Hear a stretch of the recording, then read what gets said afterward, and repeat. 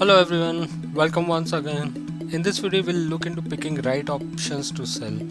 With the popularity of so many technical tools and the equipments now available to users, the majority of traders now rely on technical indicators to determine their trading decisions. They are accessible to all, but only if you know how to use them. Using technical indicator and or chart patterns can help you in timing of your option sale, but fundamental research should always determine in which market you need to deal. Fundamentals are not some peculiar unseen hand guiding the market. In fact, they are common sense supply demand figures that can be analyzed and conclusion can be drawn from. So let's understand what is volatility first. Before moving forward, we should again describe volatility as a quick refresher on the subject. Volatility is merely a magnitude of how broad of price change a market will make before an option expires worthless.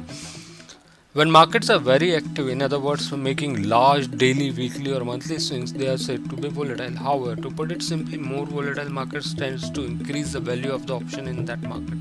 The wider movement means there is a perceived risk to the option and thus higher premiums are justified. Option buyers are more willing to purchase options in this market and option sellers rate more of them. Sometimes these high premiums are reasonable.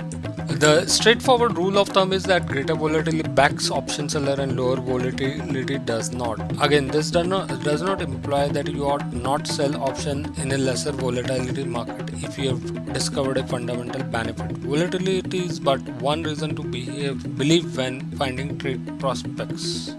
This raises one question: how do I know if volatility is high or low? There are two types of volatility. First is historical volatility and second one is the implied volatility. However, these are really just two distinct ways of trying to determine the same thing. Both historical and implied volatility are trying to estimate how far a market will move in the future, regardless of the direction. Let's understand historical volatility. Historical volatility is a magnitude of how price change over a given period of time from a normal value. We are not going to go into how historical volatility is calculated, but rather how can you use it. Historical volatility is stated as annual percentage. If the historic volatility for a given market for a 90-day period is stated as 32%, it means that if the same volatility holds true for the next year, the price of the market stock or commodity could be expected to vary 32% either way from today's price. In other words, historical volatility uses the fundamental market past price change to guess how much this market will change in future. Now let us try to understand implied volatility. Implied volatility is still seeking to forecast how far the market will shift in the future. Nevertheless, as a substitute of using the historical movement of the underlying to estimate this, implied volatility utilizes the price value of the options themselves. The problem seems to come in that individual investors seems to think that they need to know how to calculate implied volatility on their calculator and to learn all the formulas necessary for doing so. You do not need to do anything. The simplest of software program, code system or more, free or otherwise, will typically calculate it for you.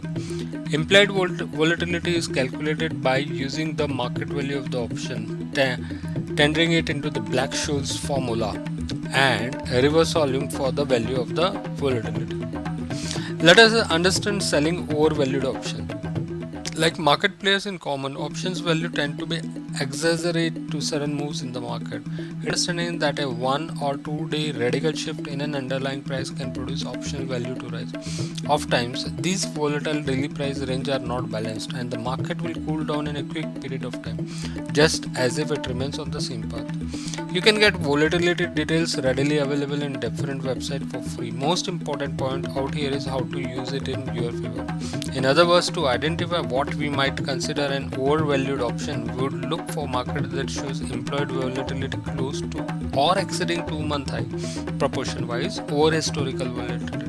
Again, nonetheless, this is comparative. If large swing among implied and historical volatility are the standard, then this method may not be helpful. It is a change from the norm where option seller can explore for prospects. Thank you once again for watching video. Happy learning.